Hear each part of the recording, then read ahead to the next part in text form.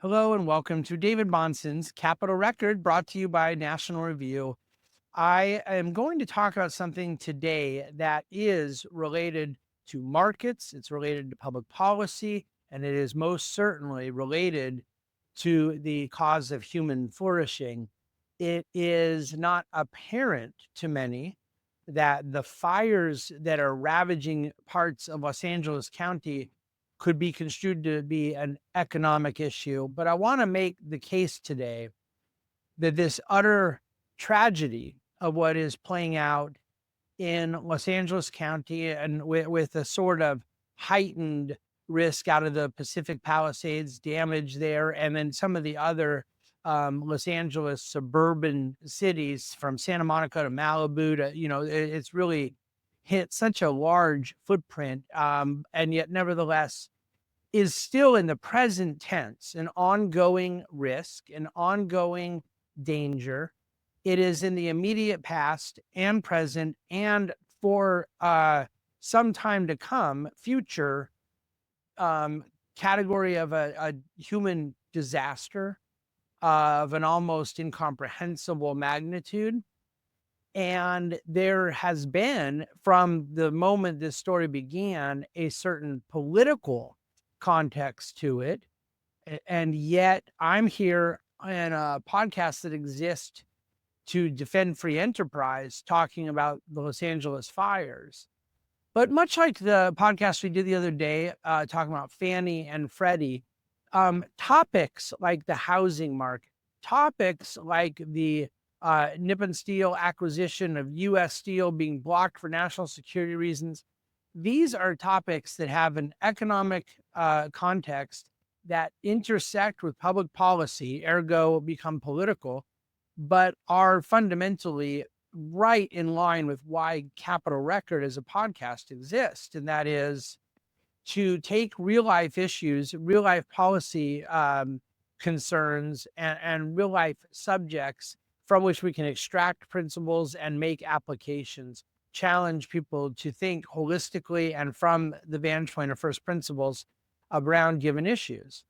And when you talk about municipal finance, when you talk about the role that environmental concerns plays with administration of public policy, including public safety, when you talk about the economics of the federal government putting funds up to aid states and localities that have been brutalized by natural disasters, all of these things have a rather clear connectivity to matters of policy, matters of finance, and ultimately things that affect humanity in a way that I believe they belong in the range of subjects that we want to address here at Capital Record.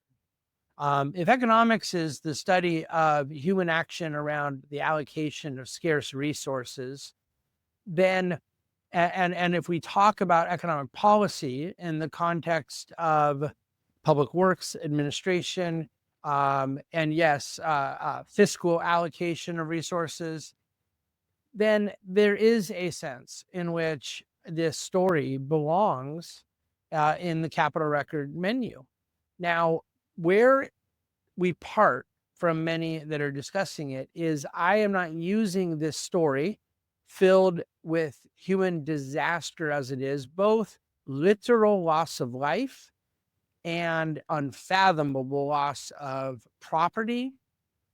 I am not bringing the story up as a sort of pretextual need to get an agenda across.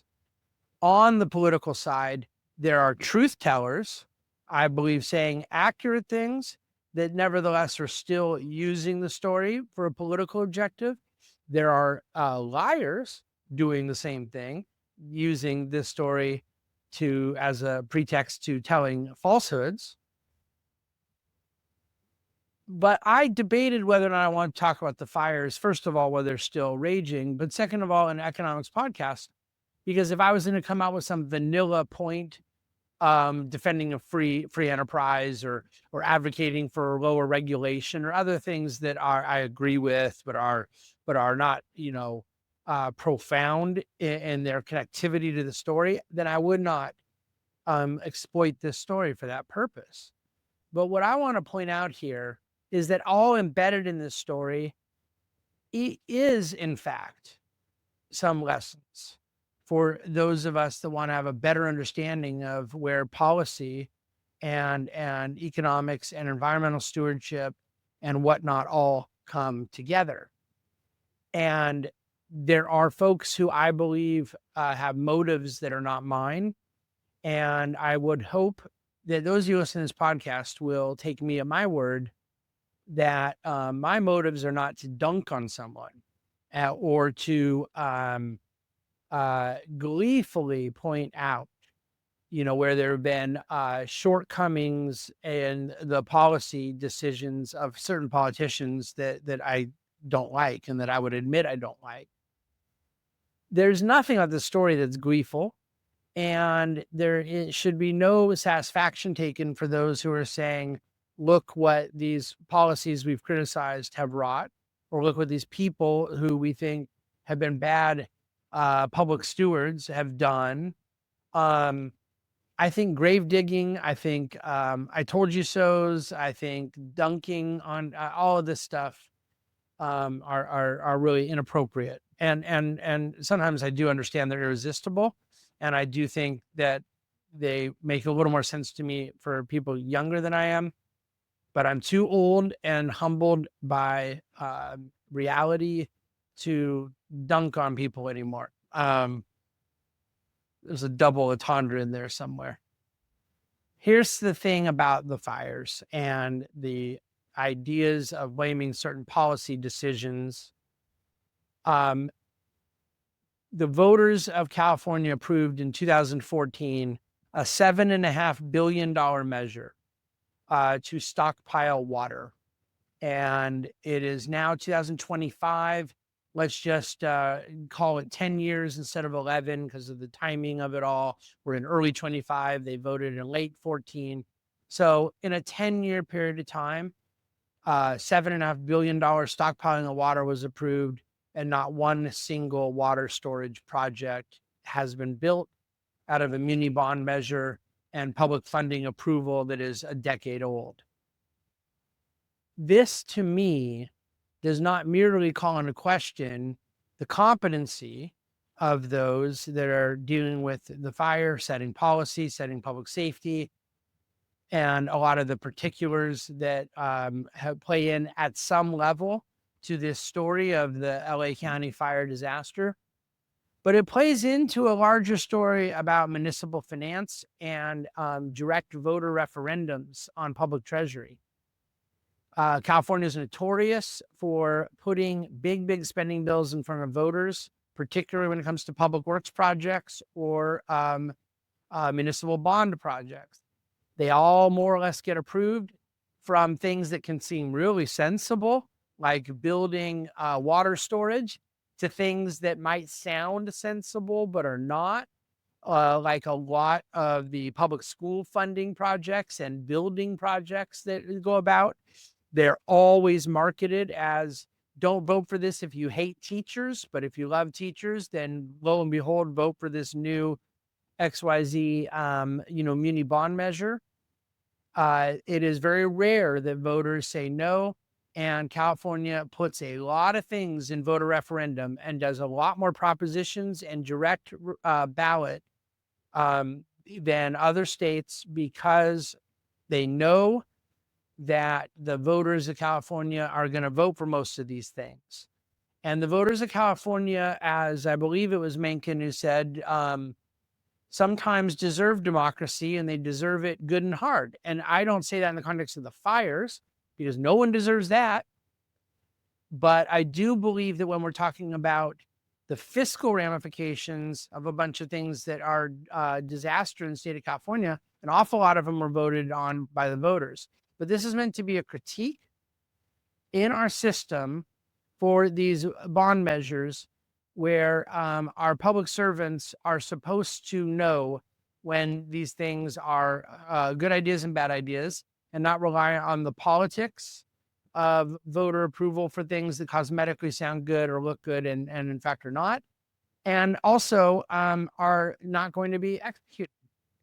I do not remember the bond measure, and I'm 99% positive it's 2008, which you may recall was a period of significant economic distress. But I think it was Prop 47, maybe it's Prop 49, but forgive me.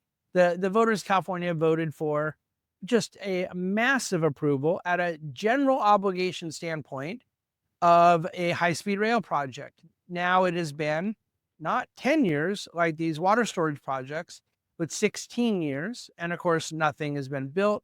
Untold amounts of money have been wasted, including federal money that has come in. And this idea that we were going to get a bullet train from Orange County to San Francisco is just as much a pipe dream now as it was 16 years ago and gazillions of dollars later. This, my friends, has to stop.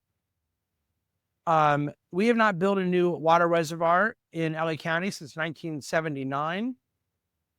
We cut almost $18 million from the LA County fire budget last year. They added $1 million to the budget for racial equity plans. That's not fake news, it's real.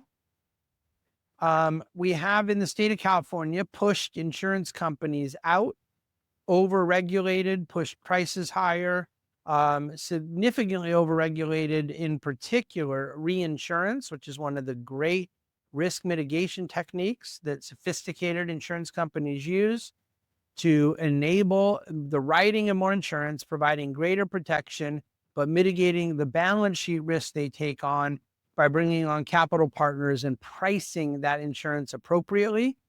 And by nature of California's very onerous requirements for reinsurance, essentially demanding state consent to raise prices, had the net effect of utterly impaling the both fire insurance and broader homeowner property and casualty insurance sector in California. There are other issues that are less local and more broad and environmental around U.S. forestry, not clearing brush and vegetation, that both state and federal forest management has been abysmal. So there is a lot going on here that speaks to a problem of competence. And I would suggest that sometimes in the broader economic language that people like myself use, you could argue, well, this is why when incentives aren't there, bad things happen. And when the knowledge is not there, and we presume central planners have knowledge they don't have, this is this classic Hayekian lesson of a fatal conceit, that they take on things that they shouldn't take on, and then bad things happen. And I think that is true.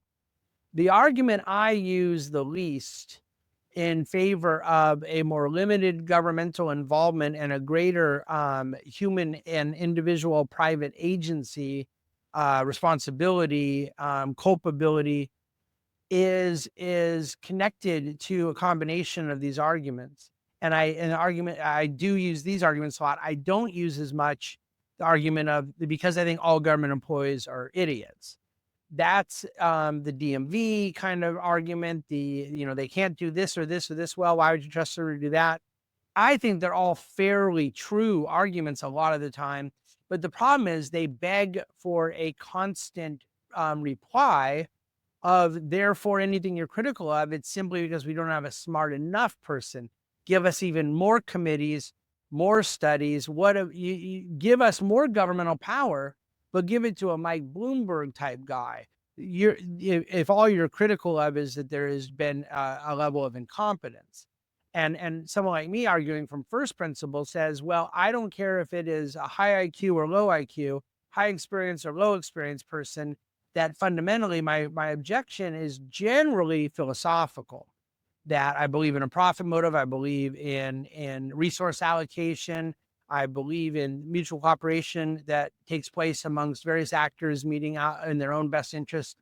There's a lot that goes into the argument for a reasonably deregulated environment and a freer society. In this case, all of those philosophical arguments exist, But it's very difficult when you look at the way certain disasters are preempted or disasters post-disaster are handled in other areas. It's a little difficult not to argue that there is a special level of incompetence in the state of California and particularly in Los Angeles. But one of the things that we've talked about with many guests in the history of Capitol Record is the issue of DEI. And I don't want to overplay the point or become a hammer in search of a nail where anytime something goes wrong, you go, see, look, these DEI warriors, it all went wrong because they must have had a whole bunch of incompetent minorities instead of competent non-minorities. And not only because that language obviously not going to be true all the time. I think it is true to the extent of I want people hired of all sorts of races and genders and backgrounds based on merit. And I think DEI is asking us to suspend merit as a consideration. But you don't want to overplay that hand, okay? Much like I talked about those that say that are using national security as a completely bogus pretense to block the US Steel deal. And what that's doing is making it impossible to have a credible national security argument where there ought to be one. If every single thing is DEI's fault, then nothing is DEI's fault in the end. I am not going to say that these fires in LA are happening because of DEI, and I'm not saying the damage is worse because of DEI, but I certainly am willing to say that on the margin, there has been poor prioritization that undermines the credibility of the decision makers. The need of the hour is that when voters vote to pay $7.5 billion to stockpile water, that we build water storage.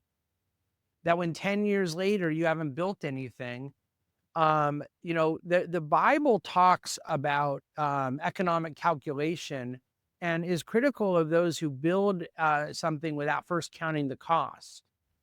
But when you count the cost and still can't build something because of bureaucracy, because of red tape, because of special interest, all the factors that have kept them from executing on this bond measure, now you're dealing with human life. You're dealing with untold additional expense. That expense will have to be paid and resources reallocated, diverted from a greater, more efficient use. That's an economic activity that hurts quality of life.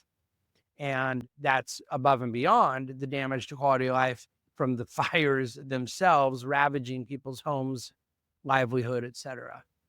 So from start to finish, this is an unacceptable situation. It is not to say that everybody involved is has wanted this to happen. Of course not. It's not to say that there are not people of good faith doing their best to address it now. The fact that it's gotten politicized in so many ways is bothersome to me.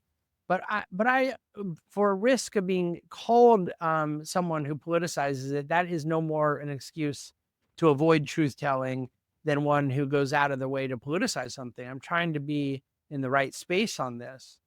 My view is that whether we're talking about Republican or Democrat, this inefficiency speaks to broader issues that tell us a big economic story. That better things get done where there is alignment of interest, where there is qualified decision makers of a certain merit, experience, competency, that there are local decisions that need to be made that cannot be made in a centralized context because of the way knowledge is dispersed in a society. And the testimony of history is such that California voters should not be trusting the things they vote for are going to happen, that they are voting for things, tying up money, tying up resources to allow them to go then fight in this big battle of bureaucracy. So when I hear the governor of California go on Meet the Press on Sunday morning and say that we have to rebuild California, we're going to need a lot of federal money to do it. And one of the things we have to do is suspend all the regulations that make it hard to get permits. I agree that we have to suspend these.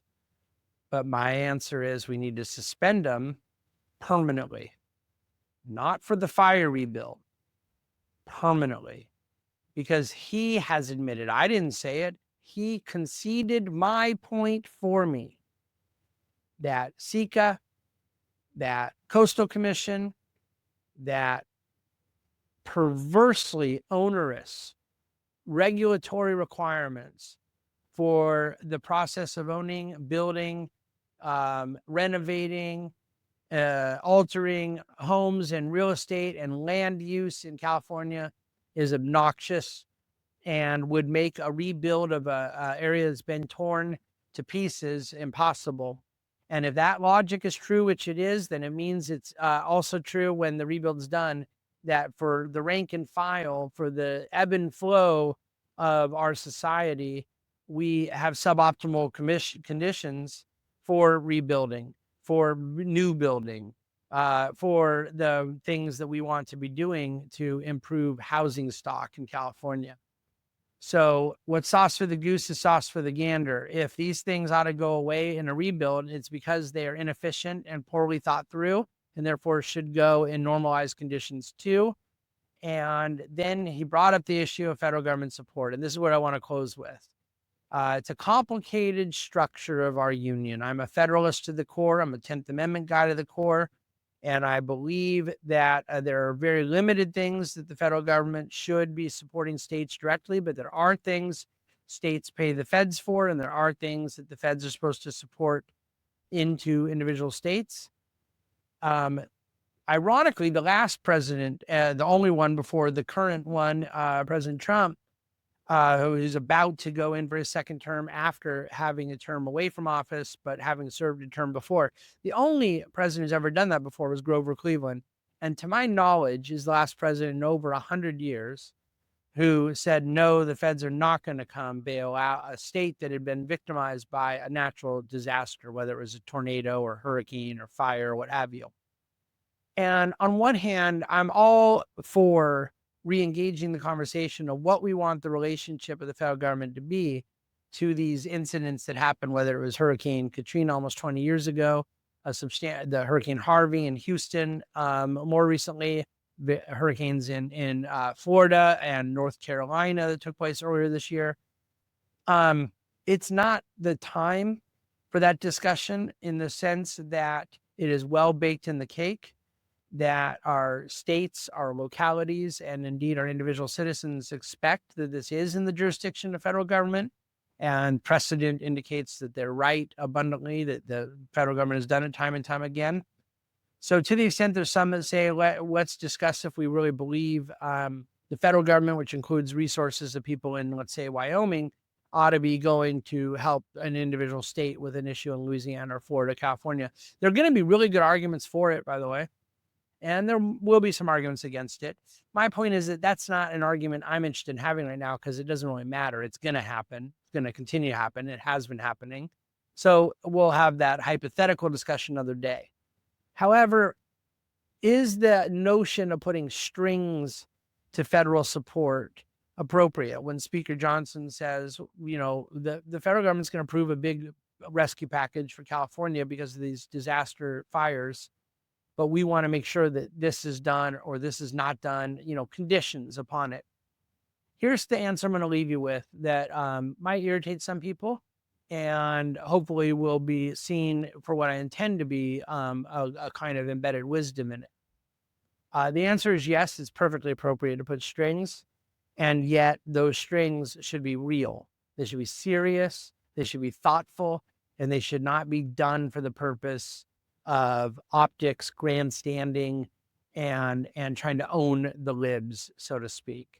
If there is real fiscal prudence and accountability we're after, and genuinely looking to right the wrongs of DEI or bad allocation of capital or reckless environmental policies that have done harm, if it's serious and you mean it, let's put the strings on it and allow California to get the support it is going to inevitably get anyways, but have that happen in a more responsible manner. if it's being done for grandstanding, then spare us all, because you're going to undermine credibility and ultimately do more harm than good.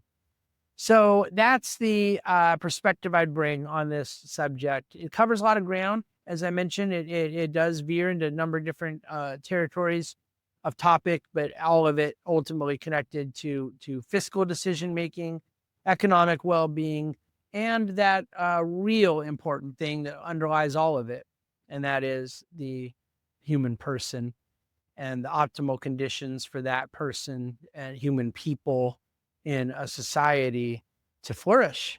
That's what we're here for. Thoughts and prayers continued for those dealing with the fires in Los Angeles County, and look forward to being back with you for another episode of David Bahnsen's Capital Record next week. Thanks so much for listening and watching, and we would very much welcome your feedback, and we'd really love it if you forward this around, send it, subscribe in your player of choice, subscribe on the YouTube channel if you're watching, as we build up and grow this podcast messaging platform. Thanks so much.